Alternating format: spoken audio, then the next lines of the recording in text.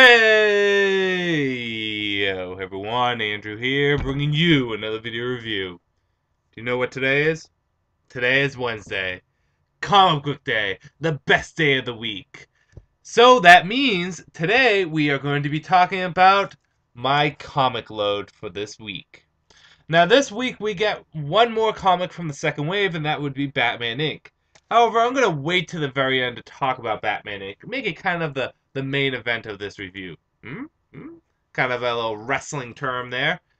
So anyways, let's jump into these comic reviews for the week. This is actually a fairly big week for me, although all weeks are big for me. Except the first week is actually kind of small. But yes, let's jump in it first with Batman: The Dark Knight issue number 9, a Night of the Owls tie-in.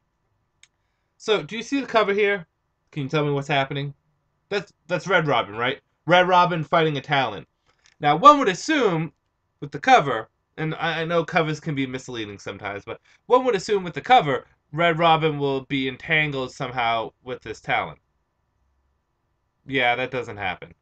The basic plot of the story is we follow this Talon around, and it's I believe the Talon that killed Lincoln March, if that's his name, I forget, but killed him, and we're following him around. We get his backstory, he gets flushed out, and we got a fight between him and Batman. Red Robin really didn't come in at all, um, which I thought was a bad idea because see, the thing is we have 4 Batman Bruce Wayne titles, and Detective Comics was kind of handled okay on how it crossed over with Night of the Owls, and I liked how Robin was the sole star of Batman Robin. Red Robin should have been the star of Dark Knight, but they didn't do that. Uh, the story was written well. The character was fleshed out. Judd Winnick was on this, and he did a good job at fleshing the Talon out. But I wanted to see Red Robin bust a move and then bust his face, and we didn't get that. And it bothers me. Red Robin only shows up for one panel at the very end. It's kind of hinted that they could have something go on next month, but they also hint that the Scarecrow is returning next month, and I doubt they're going to have Scarecrow and Talon in the same comic. So, 2.5 out of 5. It wasn't necessarily bad in terms of writing, it's misleading, and it wasn't what I expected. So I am going to give it a low grade. Sorry. So yeah. I think it's next issue that we get the gentleman who did Penguin Pain and Prejudice jump on. So that's a good thing. On to Superman issue number 9. Okay, so basically what happens in this is Superman is out to save a submarine, whom is hiding something from Superman. And he also has to deal with a metahuman girl who has the power to phase her body, so if you shoot her, the bullet goes right through her, or, just be really powerful and strong. In addition to that, he has to deal with a guy going around saying he knows the identity of Superman. Good, bad, whether or not you should get it. Good. You know what I like about Keith Giffens and Dan Jurgens' Superman? It feels like Superman. And I'm talking about the character, not the story or the atmosphere or anything. It feels like the character. When I compare how Superman is written as a character here to, I don't know, Eradication, the story of Eradicator, the origin of Eradicator, or if I do anything from the 90s, like maybe even the death of Superman, or anything from the 90s of Superman, it feels the same. It feels like Superman. Character-wise, Superman feels good in this. Which brings us to the only, I mean, it may be a different universe, a different atmosphere, a different costume, but it's still Superman. Um, the only disadvantage to the story thus far is I'm just not interested in it. I think the thing that hurt, I mean, we take a step forward with Superman, but right now we didn't take a big enough step. We got the character down, now we got to get the stories down. I thought Hellspawn was a pretty good story the last 2 issues, but with this issue, the story is very subtle, it's very calm. It's not like Flash, Batman, Aquaman, Wonder Woman, Green Lantern, which have been having quite daring and over-the-top stories. It's been a very calm story. Where's his fight between Lex Luthor or Metallo or Parasect or Bizarro? I want to see that. So, I mean, we take a step in the right direction, but I feel as though it's not a big enough step. But I do like how Superman feels like Superman. So I'm going to give this a 3 out of 5. Good issue. Just need to keep on working on getting it better. We're getting there, Superman. I think eventually we'll be where you'll be where everybody wants you to be. Little tongue twister there.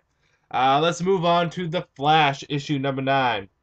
So Flash has broken free of the Speed Force and now he's in Gorilla City. And he has to deal with Grodd, who is the new king of Gorilla City. We see a connection between Gorilla City and the Speed Force, and we also see a nice epic fight between Grodd and Flash. We get hints of Weather Wizard and Pied Piper, and an interesting relationship between the two of them, and the return of Flash to Central City or Star City. Central City. Star City's silly me. Star City is Green Arrow. All these fictional cities, they just get in my head and mix up with me. It's Keystone's the other city. So Central City and Keystone City are the gem cities. Um, good. The fight between Grodd was really good. I think Grodd was handled well, and I like the new interpretation of Gorilla City. And the connection with the Speed Force is pretty cool too. During this, Flash loses his memories, but he gets them back. So I don't see the purpose of that. I thought that was a little silly, unnecessary. However, the art was great. The tie-in was very well with Weather Wizard, and I believe it's Pied Piper. So on a whole, it worked out pretty well. This issue, I'm getting a 4.5 out of 5. Enjoyed it. Definitely worth picking up. Another example of why Flash is so good and why his series has been working well. They're really doing this villain of the week very nicely with Flash. A lot of people thought when I suggested it for something like X-Men, oh, that's a bad idea. It would never work in comics. Well, Flash is doing it right now, and he's doing it fantastically. So 4.5 out of 5 for Flash. Let's move on to Aquaman issue number 9. So Aquaman is trying to gather up the others who all have Atlantean artifacts. Aquaman has a trident. Some of them have bracers. Some of them have necklaces. Some of them have helmets. And Black Manta is out to take them out. Black Manta in particular is going after one of them called the Prisoner, who seems to be able to take on aspects of people that he's met before or who have died. I'm still not sure how that works. So Aquaman is trying to get to this person before Black Manta does. While this is going down, Mira learns more about Aquaman's backstory from the mysterious doctor that they've been going to, how that ties into the Doctor, how it ties into Black Manta, and something very bold and daring that Hawkman did when he was younger, after his father's death. So we get a lot of backstory in this. Good art is great. I really like the others as characters. They come off as very cool, and I really like these Atlantean artifacts. I like the backstory that we got in here, and I like Black Manta showing up. The only bad is I felt as though there was too little of Aquaman in here. I feel as though only 1/3 of the story was actually present day Aquaman, which does hurt it a little, but just a little. I would give this the same rating I would give Flash as a 4.5 out of 5. It really was fun. So Aquaman issue number 9, definitely pick it up. So okay, let's move on to the Savage Hawkman issue number 9 with our friend Rob Liefeld writing it, and we have Mark Pulleton. I hope I'm pronouncing that right. On there as the artist. Let me just say this, Rob. I doubt you're watching this, but let's just pretend Rob Liefeld watches my videos every week. But let's just pretend. Rob, I'm going to talk to you on this. The rest of you guys can listen in. Rob, um, right out of the way. I really didn't care what you did with Grifter in issue number 9. I really didn't care what you did with Deathstroke in issue number 9. But Rob, this is what I'm going to have to say to you. Listen to me. You listen? You actually did a very good job with Hawkman. Now, everyone else, hey guys, everyone else there are probably saying, Andrew, you sure you know what you're talking about? And I will respond to saying, yes. Well, I do feel as though Rob Liefeld kind of missed it on Grifter and Deathstroke. I feel as though he hit it pretty well on Savage Hawkman. Basically, the story is this. Hawkman has a new artifact that he found, and people are gunning to kill him. and he's on the run, and he's trying not to get killed. He fights off a bunch of metahumans and cyber assassins and all these different kind of things, and he does it in a very bloody, gory way. All along, at the same time, he's getting a message with through the nth metal from a mysterious woman who almost sounds like she's saying Qatar and Thanagar, but we don't know. So yeah, on the whole, the good. Again, it's kind of funny. Rob Liefeld really pulled off what I thought Hawkman should be, which is a cross between Superman and not Superman, Wolverine and Indiana Jones. Those two crossed together is what I think Hawkman should be, and it kind of feels that way. He feels smart, intellectual, and cultured, but he'll kick the living shit out of you if he needs to. The fight scenes were very good in this. The art done by Mark Pulliton, again, I hope I'm saying that correctly, was gorgeous.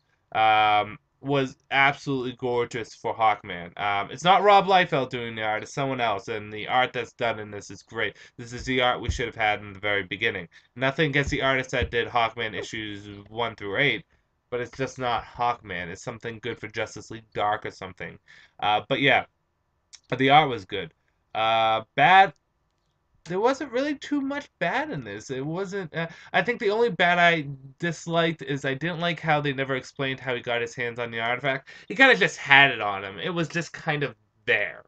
Um, but yeah, on the whole, I was pleasantly surprised by this, and that's just to go to show that a lot of people hate on Rob Liefeld, whether it's about his writing or his art. I give Rob Liefeld the same chance I give anyone. Um, the equal chance to succeed and fail. Has he been doing the best stuff in the New 52? No, there's been stuff that I have been disappointed with him on. But at the same time, that shows if you give anyone a chance, they can succeed.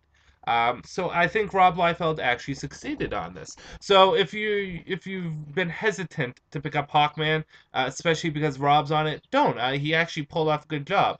Hopefully he can keep this momentum going. So Rob, remember, I'm talking to you. Keep the momentum going. Take some of the stuff that you've been doing in Savage Hawkman and apply it to Grifter and apply it to Deathstroke. And I think we can improve those comics. Um, because I think he has the right ideas in line for those two, but I don't think he's translating them as well. But yeah, Savage Hawkman, I didn't give her a rating, did I? 4 out of 5, which I think is the highest rating that I gave for Savage Hawkman. So let's go on to the Fury of Firestorm issue number 9 crossover with the JLI. The story could not be more simpler than this. The rogue Firestorms are going around. Firehawk and Firestorm are trying to take them down. The JLI intervenes. There's obviously miscommunication between the two of them. And Firestorm,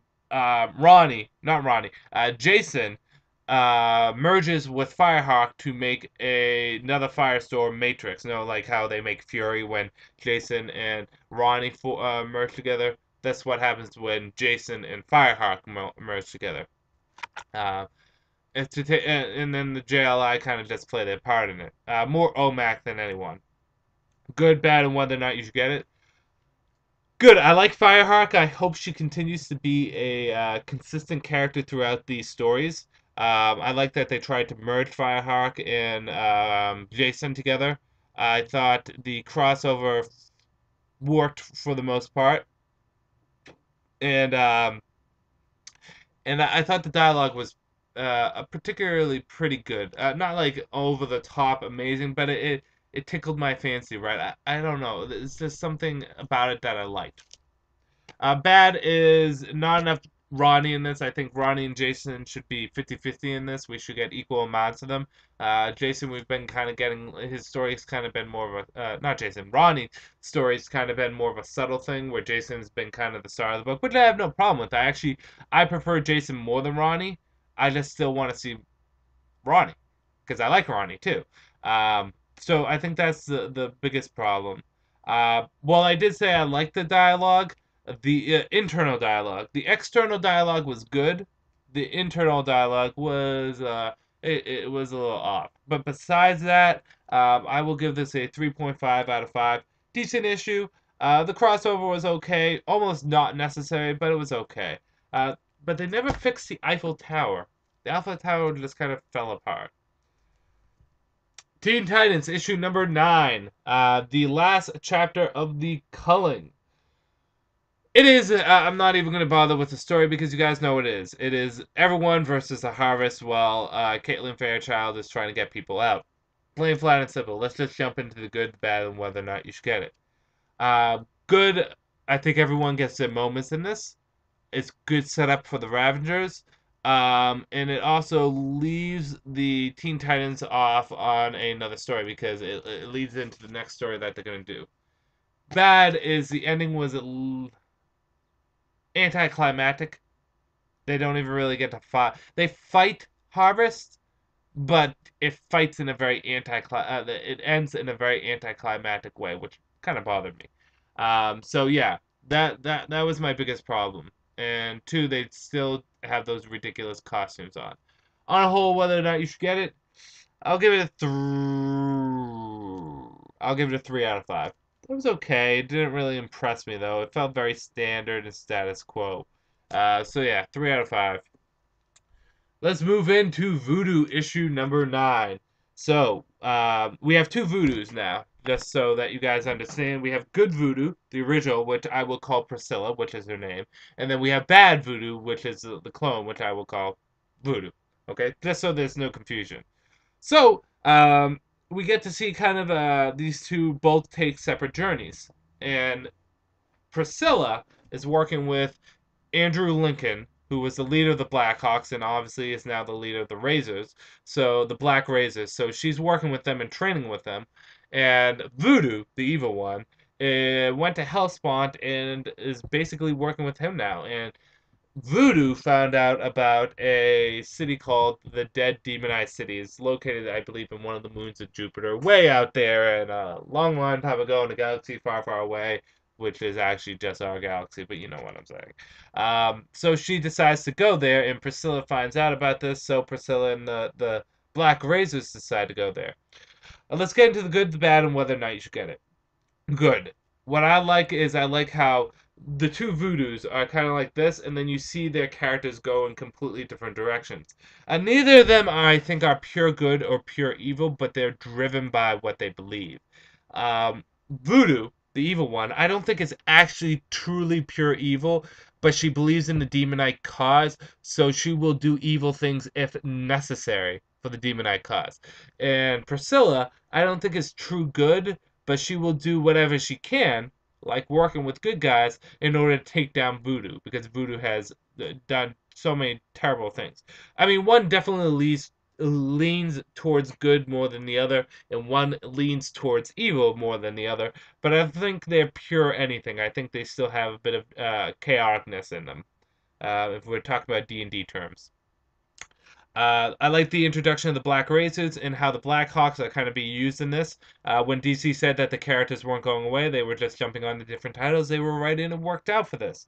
We also got to see Priscilla's reaction to Voodoo being a stripper, which was a long time ago and only in issue 1, and it was quite a hilarious reaction. Bad, none. Good issue. I'm going to give it a 4 out of 5. It was fun. It pushed the story forward, and I think it's pushed it in the right direction. Out of all the Demonite comics, this one has been doing the best. Pick it up, Voodoo, 4 out of 5. So we are coming up on our last 4 titles. Let's see if we can do these real quick. I, Vampire, issue 9. So the basic concept of this is we see where Andrew Bennett takes all those vampires, vampires. Takes all the vampires to Utah, I believe, and in Utah, he's basically telling them, you guys are free to leave and do whatever you want, but if you do that, I'm gonna have to kill you. Hey, ultimatum. So you're not really imprisoned here, but you kind of are. So that's basically just, and nothing really happens in this. We kind of establish a status quo for what's going to happen with iVampire. I think the most plot-driven stuff that has happened really is with the Van Helsing sect and how they're planning to wage their war on the vampires.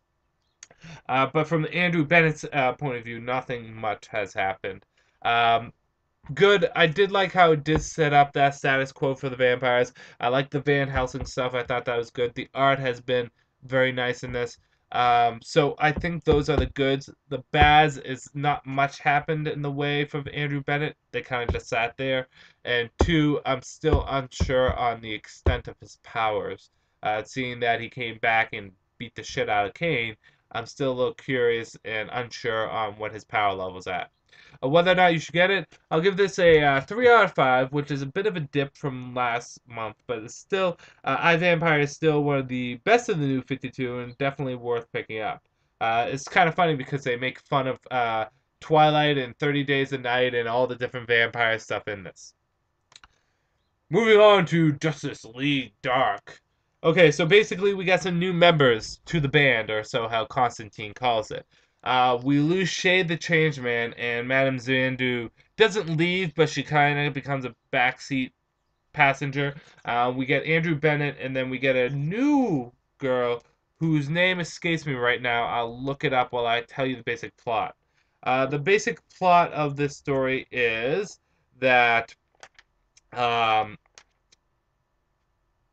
Constantine, I almost lost my train of thought. Constantine, okay, the Black Orchid, that's her name. Black Orchid. Constantine has made a deal with Stephen Trevor to work for him as their Justice League Dark. They don't officially call it Justice League Dark, but Stephen Trevor kind of jokes around saying, us back at Argos calls you Justice League Dark. And then Constantine says that's a bloody stupid name. But he makes a deal with Stephen Trevor. If he does something for Stephen Trevor gets him X amount of time in the Black Room, which is basically where all those artifacts are being housed. So we got a new team. They go after Felix Faust and try to take him down. All for the sake of Constantine getting in the Black Room. A few of them agree to do it, like Andrew Bennett says he owes Constantine one, and Constantine said that he would retrieve Zatanna's father's hat in the Black Room if she joins up. So he kind of leverages everyone to help him out. But yeah, that's basically the plot. An interesting plot though, because it kind of comes to an interesting twist at the end with a certain particular magic item. Good. Sorry, because I was going inside and outside of the comic, I kind of lost my train of thought once or twice. Good is I liked how Constantine was portrayed. I think that, I mean, I never really read Hellblazer before, but he's being portrayed very enjoyably here. I like how he views the team, and I also like Stephen Trevor's involvement in the team, which is good. Um, I like the twist at the end, and I like Felix Faust being a villain, recognizable villain from the Justice League. Good. Bad. I mean, I enjoy Andrew Bennett joining the team, but Black Orchid, I really don't care for her, and she's the only one that I really don't care about. Uh, there's other people from the Magic universe that I would throw on there. I would even throw Jason Blood and Etrigan on there, but even though they're in another comic, why not? So yeah, other than Black Orchid, I mean, this was a good issue. I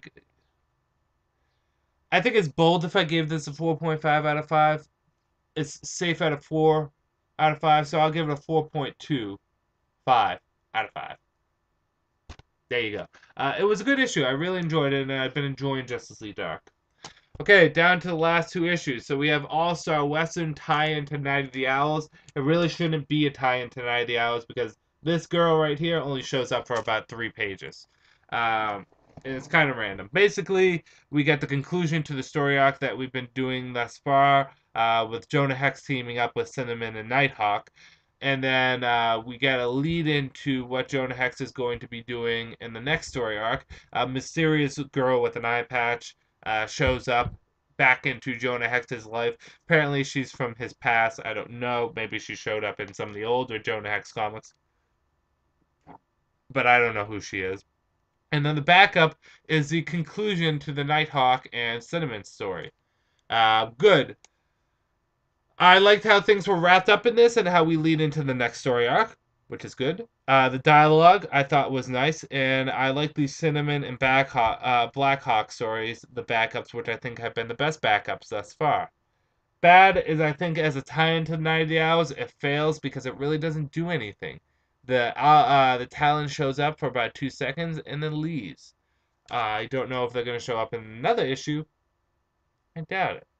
But yeah, besides that, 4 out of 5, good issue. I really did like how the story transitioned, how it ended, and it went into the new one, and I really did like the Cinnamon and Nighthawk stuff.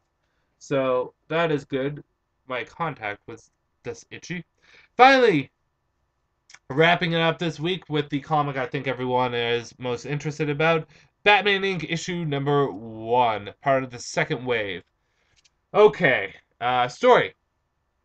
Basically, Batman and Robin are trailing a bunch of criminals, and while this is happening, is a hit put on Robin's head by Leviathan, and some guy called Goat Boy, I believe Goat Boy is the name, is going to take out Robin, and that's basically the gist of the story. Leviathan shows up and claims about how Leviathan's present everywhere in Gotham, and fear Leviathan, yada yada yada. I'm gonna take over. My reach is everywhere. Standard global superhero, supervillain kind of crap. So that's the basic plot. There isn't too much other than that. It leaves off on a cliffhanger, if you can call it that. I think we all know what happens, but yeah, good, bad, and whether or not you should get it. Good. The dialogue did not feel robotic at all. I said this before and I say it again. One of Grant Morrison's biggest faults is he just doesn't. His dialogue can come off as very robotic. But in Batman Inc. #1, I didn't feel that. I thought the dialogue flowed pretty well and I thought it was okay. So that was good. The art style was good. It felt almost Frank Quitely-esque without being Frank Quitely. So the dialogue, so the art style was very good. And I'm interested to see how all the Batman Inc. characters are going to tie into this because they did make an appearance. Batwing and El, whatever his name is, El Guapo, Guapo, whatever, and the Hood. They all show up in this. But I'm interested to see how they play in. Uh, Bad. Okay. First and foremost is I feel as though Grant Morrison is writing this for the previous DCU. And what I mean that is that it feels as though none of the characters have really changed the way that they're supposed to change in the new DCU, and they make references to the old continuity. For example, at one point, I believe it was Batwing, although I could be wrong, it might be someone else, said something about Elemental Man and his membership to the Justice League. One, Elemental Man is not in continuity. Two is, as of right now, no one has been part of the Justice League except for the founding members. Come on, Grant. Let's get with the program. Let's get with the program. I think other than the costume changes, it still feels as though he's writing for before the new 52. Uh, Two is the ending is a little bit predictable. Like, I mean, seriously, the leave off on a cliffhanger. I think we all know what happens. So we have that. I think Batman portrayal was a little off at just like a few points. Like for example, Leviathan drops or Talia al Ghul has someone drop from the sky and land in front of Batman, and Batman's just like, "Well, I guess your mother is trying to get my attention." Batman wouldn't do that. He might say something like that, but not like that, and just go, "Well, your mother's trying to get my attention." No, he would run over to the guy, check to see if he's okay. He's not, he's dead. But check to see if he's okay, or chase after the person that dropped the body. I don't know. Batman felt a little off in this. Whether or not you should get it. The thing that irks me about Batman Inc. is Grant Morrison has done some very good stuff with Batman. From Batman and Son to Batman R.I.P. to Batman and Robin to Return of Bruce Wayne. But the thing is it's like, where are we going? Are you trying to tell this epic story about Batman versus a huge foe that could take him out that's more powerful than him? Scott Snyder's doing that in Batman right now. Are you trying to tell a story about Batman and how he will prevail or whatever? You kind of already did that. I'm a little lost on where this story is going or what's the point of it. Um, so yeah, I'm gonna give it a 3 out of 5. It didn't really impress me, but it wasn't horrible. It was good. It just didn't impress me. Um, like I said, it's like, Grant, where are you going right now? I almost feel as though it'd be nice if Grant left Batman for a while. for a long while and went on to something else because we've got a lot of things from Grant Morrison with Batman. It's kind of like Jeff Johns. Jeff Johns does a fantastic job on Green Lantern, but it'd be nice if we mixed it up and had someone else on Green Lantern. I know that's sacrilegious to a lot of people, but take a break from Jeff Johns and allow someone else to jump on Green Lantern, get some fresh feel of it, make us miss Jeff Johns, and then have him come back. Same thing with Grant. Or maybe it's just the fact that Scott Snyder and Peter Tomasi have been knocking out of the ballpark with Batman, and I've just been enjoying that a lot more. But I don't know. I don't know what I'm saying.